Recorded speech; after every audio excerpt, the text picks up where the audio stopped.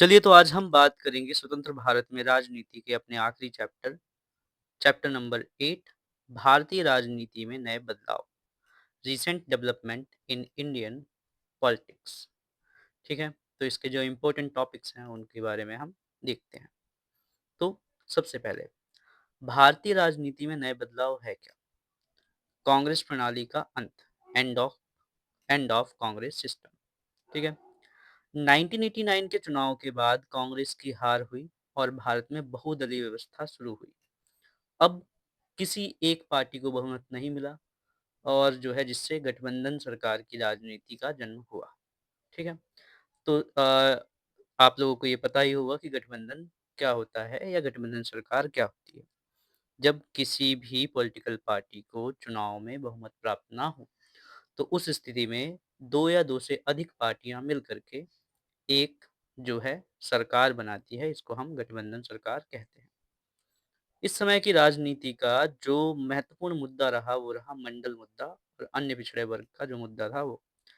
तो ये था क्या? 1990 में वीपी सिंह सरकार ने मंडल आयोग की सिफारिशों को लागू किया जिसमें ओबीसी को केंद्र सरकार की नौकरी में 27% का आरक्षण मिला। ठीक है? यानी कि अन्य पिछड़ा वर्ग को 27% का आरक्षण मिला। प्रभाव क्या रहे इसके? इसके विरोध में पूरे देश में हिंसक प्रदर्शन हुए। इससे भारतीय राजनीति में पिछड़ा वर्ग एक वोट बैंक के रूप में उभरा और कई क्षेत्रीय पार्टियां भी बनी, जैसे आरजेडी और सपा। ठीक है? जो आगे जाकर के काफी ताकतवर हुई। आगे अगर हम बात करें, नई आर्थिक नीति 1991, न्यू इकोनॉमिक पॉलिसी। भारत ने भारी आर्थिक संकट के बाद एलपीजी यानी कि उदारीकरण, निजीकरण और वैश्वीकरण, ठीक है, लिबरलाइजेशन, प्राइवेटाइजेशन और ग्लोबलाइजेशन को अपनाया।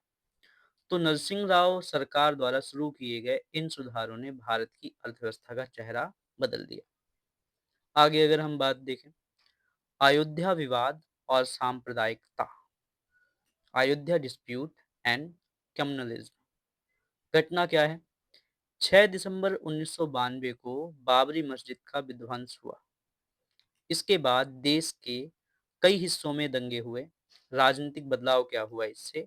इस घटना ने भारतीय राजनीति में धर्मनिरपेक्षता और हिंदुत्व के बीच एक बड़ी बहस छेड़ दी और बीजेपी का आधार मजबूत हुआ।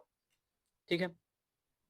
आगे अगर हम चलें, गठबंधन का युग, एरा ऑफ कोalition, 1989 से 2024 तक।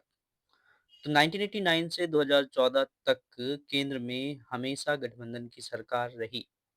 दो मुख्य गठबंधन उभर के आए, जिसमें से पहला है NDA, national democratic alliance, UPA, United progressive alliance. ठीक है? हिंदी में एनडीए को राजग बोला जाता है। तो बीजेपी के नेतृत्व वाला जो है ये गठबंधन है, जिसका हिंदी में नाम है राष्ट्रीय जनतांत्रिक गठबंधन। यूपीए को हिंदी में संप्रग बोला जाता है और कांग्रेस के नेतृत्व वाला ये गठबंधन है। ठीक है? तो इसका जो हिंदी में फुल फॉर्म है वो है संयुक्त प्रगतिशील गठबंधन। आगे अगर हम बात करें, 2014 के बाद का बदलाव। ठीक है? तो इसमें जब हम बात करते हैं 2014 के बाद के बदलाव की, तो हम क्लियरली एक चीज़ देख सकते हैं, वो है बीजेपी का प्रभुत्व। तो नया दौर 2014 और 2019 के चुनाव के बाद भारत फिर से एक दलीय प्रभुत्व की ओर बढ़ा है, जहां बीजेपी सबसे बड़ी पार्टी है, भारतीय जनता पार्टी सबसे बड़ी पार्टी है। ठीक है? अब अगर हम बात करें कि 2024 से 26 की स्थिति क्या रही है? 2024 के लोकसभा चुनाव के बाद भारत में फिर से गठबंधन सरकार का दौर लौटा है, क्योंकि किसी भी एक पार्टी के पास पूर्ण बहुमत नहीं आया। वर्तमान में नरेंद्र मोदी तीसरी बार प्रधानमंत्री के रूप में गठबंधन सरकार चला रहे हैं। ठीक है? तो ये जो है इसमें इम्पोर्टेंट है। अगर हम देखें 6 मार्क्स के लिए सबसे इम्पोर्टेंट क्वेश्चन इसमें कौन-कौन से हैं?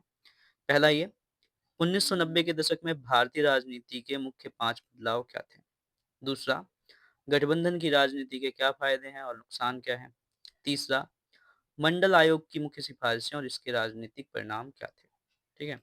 तो ये जो है कुछ हमारे मुख्य या इम्पोर्टेंट क्वेश्चन हैं, जिसको हम देखेंगे। ठीक है? तो सबसे पहले की तरफ चलते हैं। 1990 के दशक में भारतीय राजनीति के 5 मुख्य बदलाव इस प्रकार हैं। ठीक है? पहला, कांग्रेस के प्रभुत्व का अंत होना। ठीक है? तो क्योंकि जो 1989 का दौर है, उसको जो है भारतीय राजनीति का टर्निंग पॉइंट भी कहा जाता है। ठीक है? तो 1989 के बाद कांग्रेस पार्टी की पकड़ ढीली हुई और देश में बहुदलीय व्यवस्था शुरू हुई। किसी एक पार्टी को पूर्ण बहुमत मिलना मुश्किल हो गया। इसी समय पे एक मुद्दा बहुत ज़्यादा प्रचलित हुआ, जिसका नाम है मंडल मुद्दा, ओबीसी राजनीति।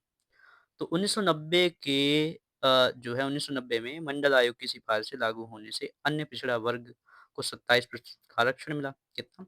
27% का आरक्षण मिला, रिजर्वेशन मिला। इससे भारतीय राजनीति में जाति एक बड़ा चुनावी मुद्दा बन गई। ठीक है? अगली अगर हम बात करें नई आर्थिक नीति एलपीजी, तो 1991 में भारत ने उदारीकरण, निजीकरण और वैश्वीकरण को अपनाया। ठीक है? इससे देश की आर्थिक दिशा बदल गई और विदेशी निवेश के रास्ते खुल गए। अगली अगर हम बात करें अयोध्या विवाद और हिंदुत्व, 1992 में बाबरी मस्जिद के विध्वंस के बाद देश में धर्मनिरपेक्षता बनाम हिंदुत्व की बहस छिड़ गई और इससे बीजेपी का राजनीतिक आधार बहुत मजबूत हुआ। गठबंधन का युग दोबारा। ठीक है? तो मतलब दोबारा नहीं, उस समय का जो है अगर हम बात करें तो 1989 से 2014 तक केंद्र में हमेशा गठबंधन की सरकारें रही हैं और 2 गठबंधन रहे हैं, एनडीए और यूपीए गठबंधन। ठीक है? क्षेत्रीय पार्टियों की भूमिका जो है इसमें बढ़ी और सत्ता बनाने में उनकी महत्वपूर्ण जो है भूमिका रही। अगली अगर हम बात करें गठबंधन की राजनीति के फायदे और नुकसान क्या हैं? क्या फायदा, क्या नुकसान? ठीक है? तो फायदे क्या हैं? ठीक है? मेरिट्स क्या हैं? क्षेत्रीय प्रतिनिधित्व। गठबंधन सरकारों में क्षेत्रीय पार्टियों की भागीदारी बढ़ती है, जिससे दूर-दराज के राज्यों की आवाज़ केंद्र तक पहुंचती है। ठीक है? दूसरा, निरंकुशता पर रोक। जब कई पार्टियां मिलकर सरकार चलाती हैं जब कई पार्टियां मिलकर सरकार चलाती हैं, तो पीएम या कोई एक पार्टी अपनी मनमानी नहीं कर पाते हैं। ठीक है? तो दूसरा ये फायदा हुआ, निरंकुशता पर रोक लग जाती है। तीसरा, आम सहमति। विवादित मुद्दा अगर कोई भी हो, ठीक है? तो उस पर जो है सभी सहयोगियों की बात या सभी सहयोगियों से बात करनी पड़ती है, जिससे देश में टकराव कम होता है और संतुलन बना रहता है। इसका नुकसान क्या है? गठबंधन की राजनीति के नुकसान क्या है? पहला नुकसान है अस्थिरता, इनस्टेबिलिटी। छोटी पार्टियां अक्सर अपनी मांगे पूरी ना होने पर समर्थन वापस ले लेती है, जिससे सरकारें गिर जाती हैं। ठीक है? इसके अलावा दूसरा, कमजोर नेतृत्व। प्रधानमंत्री को अपने सहयोगियों के दबाव में काम करना पड़ता है, जिससे कड़े फैसले लेना मुश्किल हो जाता है। ठीक है? तीसरा, क्षेत्रीय स्वार्थ। कभी-कभी क्षेत्रीय पार्टियां राष्ट्रीय हितों की बजाय अपने राज्य के हितों को ऊपर रखती हैं, जिससे देश के विकास पर असर पड़ता है। आगे अगर हम चलें एक और इम्पोर्टेंट क्वेश्चन की तरफ, मंडल आयोग, सिफारिशें और राजनीतिक परिणाम। जब हम बात करते हैं मंडल आयोग की, तो जनता पार्टी ने 1978 में बिंदेश्वरी प्रसाद मंडल की अध्यक्षता में दूसरा पिछड़ा वर्ग आयोग बनाया। इसे ही मंडल आयोग कहा जाता है। इसकी मुख्य सिफारिशों की अगर हम बात करें तो इसकी 3 मुख्य सिफारिशें थी। ठीक है? पहला, 27% रिजर्वेशन आरक्षण। किसके लिए? ओबीसी के लिए। तो अन्य पिछड़ा वर्ग को केंद्र सरकार की नौकरी और शिक्षण संस्थानों में 27% का आरक्षण दिया जाए, ये पहली सिफारिश थी। दूसरी सिफारिश, भूमि सुधार। अन्य पिछड़ा वर्ग की आर्थिक स्थिति सुधारने के लिए भूमि सुधार कानून कड़ाई से लागू हो। ठीक है? तीसरा, शिक्षा। पिछड़ी जातियों के बच्चों के लिए विशेष स्कूल और सुविधाएं दी जाए। राजनीतिक परिणाम क्या हुए इसके? आरक्षण विरोधी आंदोलन हुए। तो 1990 में जब बीपी सिंह सरकार ने इसे लागू किया, तो उत्तर भारत में छात्रों ने उग्र और हिंसक प्रदर्शन किए। ठीक है? ओबीसी वोट बैंक का उदय हुआ। भारतीय राजनीति में पिछड़ी जातियों की पहचान एक शक्तिशाली वोट बैंक के रूप में हुई। क्षेत्रीय पार्टियों की मजबूती। मंडल राजनीति के कारण समाजवादी पार्टी और बहुजन समाज पार्टी और राष्ट्रीय जनता दल जैसी पार्टियां उत्तर भारत में बहुत ताकतवर बन गई, चाहे वो एसपी हो, बीएसपी हो या आरजेडी। बीजेपी का कमंडल कार्ड, ठीक है। तो मंडल जाति की राजनीति को काउंटर करने के लिए बीजेपी ने राम मंदिर धर्म की राजनीति को तेज किया, ठीक है। तो ये हमारे इस चैप्टर के इम्पोर्टेंट क्वेश्चन, सबसे इम्पोर्टेंट क्वेश्चन और जो इम्पोर्टेंट टॉपिक्स थे वो हमने यहाँ पे ख़त्म कर दिए। तो यहाँ से हमारी दूसरी बुक भी जो है ख़त्म होती है।